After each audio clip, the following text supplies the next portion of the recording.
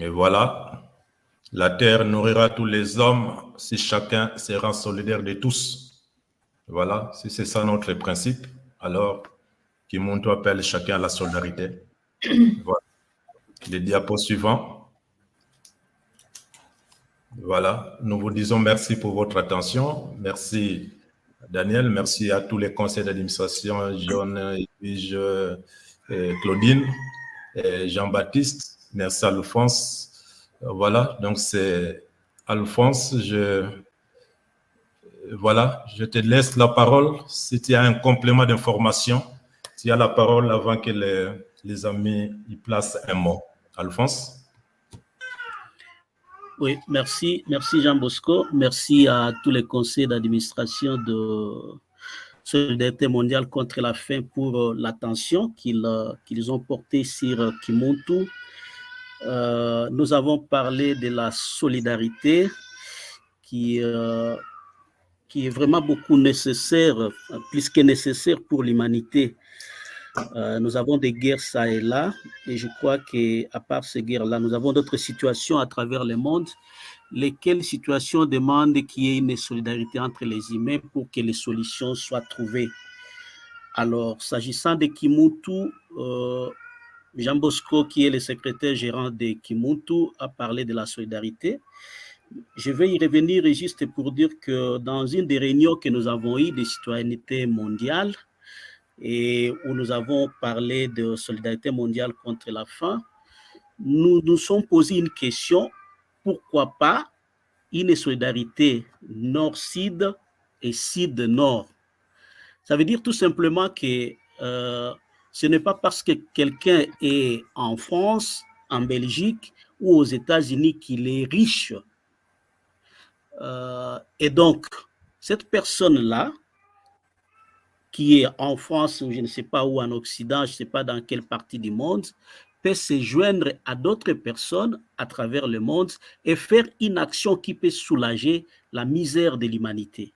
Voilà donc que nous laissons Kimuntu ouverte à tout le monde, beaucoup plus à nos amis qui sont au nord, s'ils peuvent se joindre à nous pour dire, bon voilà, nous aussi, nous voulons avoir les fruits de nos parts au sein de Kimuntu. C'est-à-dire que vous pouvez demander votre adhésion parce que cela n'est pas interdit par la loi, que ce soit la loi congolaise et que ce soit la loi internationale, l'OADA, qui régit actuellement les coopératives, les sociétés coopératives et autres sociétés commerciales. Et je crois que ces personnes-là sont les bienvenues pour donner une autre image à l'humanité à travers la solidarité. Alors, Jean Bosco a parlé des 5 hectares que nous avons déjà, mais je voudrais préciser que ces 5 hectares de terre, nous les avons loués, ça ne nous appartient pas. Mais l'objectif est pour Kimuntu, c'est d'avoir ses propres terres, ses propres hectares de terre. Pourquoi? Parce que, de par ce que moi, personnellement, j'ai appris au Congo central, c'est que culturellement, il y a des jours qui ne sont pas ouvrables comme nous pouvons l'attendre sur le plan peut-être occidental ou nouvelle civilisation, quoi. C'est-à-dire que chaque fois qu'il y a deuil dans un village au Congo central, cela dit que tu sois une entreprise, que tu sois une coopérative, tu n'as pas le droit de travailler. Et donc, tu dois compatir avec les villageois. Ça fait que l'élan de travail n'est pas si bon. Ainsi, nous voulons, nous, Kimuntu, avoir nos propres terres qui nous permettront de bien organiser le travail. Voilà, donc là, je vais dire que, parce que je parle de la solidarité, je vais un tout petit peu parler de moi et chiter sur Kimuntu, c'est que c'est plus de 20 ans que je suis dans une société et dans une association sans but lucratif et que Daniel connaît bien, Solidarité Bonne Volonté. Et cette association aide beaucoup de jeunes Congolais, des mamans, beaucoup de familles sur le plan de l'éducation, lutte contre la pauvreté, ainsi de suite. Mais je dois vous avouer que moi, personnellement, qui fait en sorte que cette association vive à travers les relations que j'ai créées à travers le monde, je n'ai même pas $1 qu'on peut appeler des salaires ou des primes qui vient de SODT Bonne Volonté. Alors, je suis dans une situation où chaque année, si je vois les rapports de SODT Bonne Volonté ici, je dois gérer plus de 25 000 à 30 000 $, mais moi, je n'ai pas quoi que ce soit dans cette somme d'argent. Ça veut dire que moi-même, je suis dans une situation où je dois demander de l'aide auprès des amis. Ce qui, en quelque sorte, insécurise cette action-là de SODT Bonne Volonté. Si jamais je n'étais pas un homme honnête, s'il faut que je fasse une telle prétention. Et donc, pour moi, Kimuntu, c'est le travail que je vais créer. C'est le travail que je vais créer. Alors, je suis devant les amis citoyens du monde, ensemble avec tous les amis qui sont dans Kimuntu, qui sont les coopérateurs. Je reviens pour demander la solidarité des citoyens du monde. Jean Bosco vous a dit que nous avons eu M. Ray Youn par un ami espérantiste. Ça veut dire que Claudine, Daniel, Jean-Baptiste peut ne pas avoir les moyens qu'il peut nous donner pour que nous allions de l'avant, mais il peut avoir un ami qui n'est pas citoyen du monde, il peut connaître une association qui n'est pas Solidarité mondiale contre la faim et pouvoir nous mettre en contact avec ces structures-là ou ces personnes-là et nous donner ce dont nous avons besoin. Parce que bien que nous avons réuni les 5 000 $ pour débiter nos activités, mais cela ne dit pas que nous n'avons pas besoin de la solidarité. C'est-à-dire que nous sommes ouverts pour que d'autres personnes se joignent à nous, soit en nous donnant des idées, des conseils, ou soit en nous fournissant d'autres aides qui peuvent être financières, morales et autres. Voilà, nous ne saurions pas vraiment mâcher les mots. Nous avons besoin et nous comptons sur la solidarité de l'humanité pour la promotion et l'atteinte des objectifs de Kimuntu. Donc, clairement, la terre que nous avons louée, les 5 hectares, c'est pour 6 années, mais cela ne nous empêche pas que maintenant, là, nous ayons notre propre terre où nous allons bien organiser les travaux.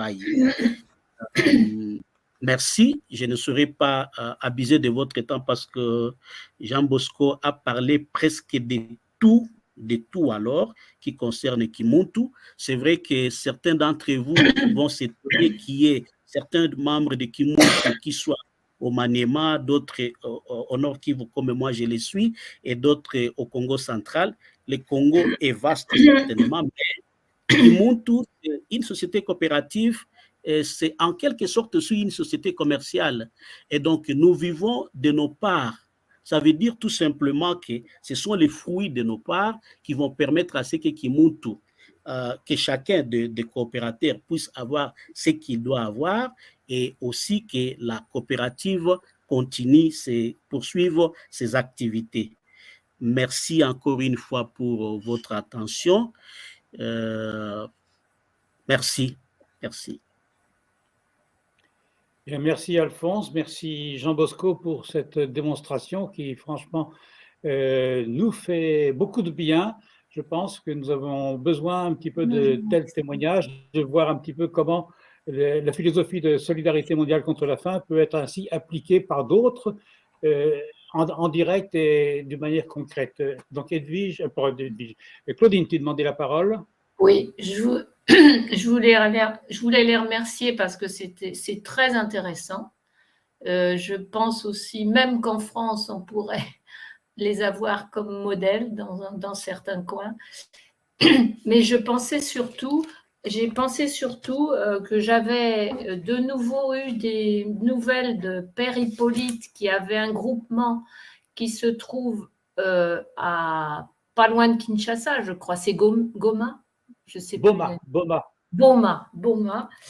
qui, alors c'est un prêtre qui avait organisé un groupement avec des jeunes qui étaient dans la rue, je pense, et qui avait fait du maraîchage et de l'élevage de porcs, je crois que c'est ça. Pardon. Et le groupement a périclité parce qu'ils ont eu plein de catastrophes écologiques, genre inondations, etc. Ensuite, le prêtre a été envoyé dans la brousse, etc. Et depuis quelque temps, on a eu de nouveau par Daniel un contact avec le père Hippolyte. Et je pense qu'il serait peut-être intéressé par votre association, par votre modèle et peut-être par une formation s'il recréait un groupement. Je pense que c'est ce qu'il avait dans l'idée. Alors, je pense que je peux peut-être lui envoyer votre email. Je ne sais pas ce que vous en pensez, les autres. Tout à fait. Tout à fait, ouais. Il n'y a pas de souci. Voilà. Parce que j'ai vu que si Daniel peut nous envoyer la paroisse où se trouvent les prêtres, nous pouvons de loin vérifier si les activités existent. Et que oui, je ne sais pas si les activités existent de nouveau, mais quand on a eu des contacts avec lui, c'était dans l'année 2023, il disait que peut-être il y allait y avoir de nouveau des activités. Mais peut-être qu'en vous connaissant, ça peut aussi l'encourager. Merci. Je lui enverrai votre email et puis je lui expliquerai pourquoi. Merci. Vous en avez les droits. Merci. Bien, John? Oui, il a allumé le micro. Déjà, merci pour cette belle présentation, très bien documentée, très, très agréable, très inspirante. C'est vrai que ça fait du bien, ça réchauffe un peu le cœur de voir qu'il y a des gens quand même qui essaient de se démener et se battre. Moi, je trouve que c'est positif tout ça. J'avais 2-3 questions, mais vous avez répondu plus ou moins au cours de la durée. C'était savoir à qui étaient les terrains et tout ça. Bon, vous avez très bien répondu. Enfin, Alphonse a répondu que c'était de la location. Alors, je ne sais pas si vous avez des bâtiments ou quoi pour faire stockage de votre coopérative, mais bon, je pense que c'est de l'avenir plus ou moins proche. Mais moi, je pense que non, c'est très bien. Je vous félicite. Merci Jean-Baptiste. La région où vous êtes, c'est Congo central, donc c'est le centre du Congo. Parce que non, ce n'est pas le centre du Congo. C'est le centre de l'ancien royaume du Congo. Donc, il se trouve plutôt à l'ouest du Congo, et complètement à l'ouest, au bord de la mer. Ah oui, mais donc Kinshasa n'est pas très loin. Oui, nous sommes à 150 km de Kinshasa par rapport là où nous travaillons. D'accord. 150 km, donc c'est plus ou moins 2h30 de route. Mais nous ne travaillons pas dans Banzangungu, mais dans l'interland de Banzangungu. Voilà. D'accord. Et pourquoi cette partie Congo central? Parce que proche de Kinshasa. Kinshasa compte actuellement plus de 15 millions d'habitants et c'est que nous avons un grand espace pour vendre tout ce que nous pouvons produire. Oui, d'accord. Mais aussi, c'est la province, c'est l'une des provinces la plus sécurisée disons, du point de vue sécuritaire. C'est une province suffisamment, la sécurité est garantie, quoi. Merci. D'accord. En fait, vous avez le recul d'une année. Ça fait une année que vous avez d'existence. Oui, depuis le 12 février 2023 que nous existons d'une manière structurée. Très bonne, très belle la terre. Hein. Je ne sais pas ce que c'est comme terre, mais elle a l'air vraiment, vraiment super. Hein. C'est le même constat que Ray a fait, que la terre était vraiment, vraiment, vraiment très riche et il ne s'est pas trompé parce que les résultats souvent démontrent cela. Ouais. Et la terre n'avait pas été exploitée depuis longtemps. Oui, il y a suffisamment d'espace non exploité. Suffisamment d'espace non exploité. Il y a des espaces exploités, mais suffisamment Là où nous avons loué, ça fait 12 ans que ça n'a pas été exploité. Ah ouais. L'étonnement de notre ami qui est venu de la Corée d'ici de Rey était que, alors qu'il prévoyait une certaine matière à pouvoir échanger avec nous sur l'exploitation de la terre, la conservation de l'eau, ainsi de suite, quand il est arrivé sur place, il était étonné qu'il ne pouvait pas le faire parce que la terre donnait tout, quoi. Donc, la terre congolaise donne tout. Il n'y a pas un problème d'eau, il n'y a pas un problème de qualité de terre. Donc, il était vraiment étonné, quoi. Et ça pousse très vite à cause du climat. Jean, quand tu montrais tout à l'heure, c'était des aubergines qui avaient poussé en 15 jours? Oui, c'est Non, fou. les légumes en 15 jours, mais les aubergines, je crois, c'est plus ou moins un mois. D'accord. Les légumes, là, c'est... C'était quoi? Sur la diapo, là, j'avais l'impression que c'était des aubergines, moi, non? Les aubergines, oui. À droite et au milieu, c'était les aubergines. À gauche, mais à droite, au fond, c'était les légumes. D'accord. Alors, je mets juste un mot sur... Alphonse a insisté, par exemple, sur la nécessité d'avoir de la terre. Simplement parce que, vous savez, les calendriers le calendrier qui est venu d'ailleurs nous donne 7 jours de semaine et les dimanches, on se repose. Mais peut-être dans les centres-villes et dans les villes, ça ne se vit pas. Mais en campagne, la tradition a été conservée. Le calendrier du royaume Congo a 4 jours, pas 7. Et le 4e jour, c'est le jour du marché où les gens ne touchent pas à la terre. Donc, si vous êtes dans ces contrées-là, vous respectez la coutume, vous ne touchez pas à la terre. Et souvent, s'il y a deuil aussi, pas sur tout le Congo central, c'est dans la campagne. S'il y a deuil, vous ne pouvez pas toucher à la terre. Vous y touchez, vous avez des amendes lourdes. Mais si vous achetez la terre, là, vous devenez propriétaire de la terre, vous n'êtes pas assujetti à la tradition, non, c'est votre terre, c'est votre parcelle, vous travaillez comme vous voulez. Mais quand vous n'avez pas, ce n'est pas votre terre, les activités peuvent vraiment pâtir parce que vous avez 3 deuils pendant la semaine. Si vous avez un germoire ou à répiquer, vous êtes mort. Voilà un peu. Merci. Et vos revenus sont les revenus que vous avez, ce sont ceux des ventes de vos produits.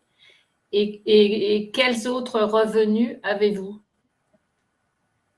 Donc, voilà, donc, comme vous avez constaté que c'est une année, donc les revenus jusqu'à la preuve du contraire, ce sont les revenus de nos ventes, essentiellement. Mais là, comme on a dit, donc, on va vers donc, pas tout de suite, mais dès que possible, donc, on va passer vers la transformation, vers les transports aussi, les transports des produits agricoles. C'est un domaine aussi qui donne de bons revenus. Donc, voilà, donc la coopérative est pleinement en organisation. Seulement, peut-être qu'avec les parts que nous avons mises, les choses sont allées beaucoup plus vite. Mais sinon, on est pleinement en organisation. John a parlé de l'entrepôt, donc on n'en a pas encore. Maintenant, il faut les prévoir parce que on est en germoire, donc d'ici le mois d'avril, nous serons en train de vendre et c'est vraiment qu'on a besoin d'un entrepôt pour conserver nos choses, mais voilà, donc... D'accord.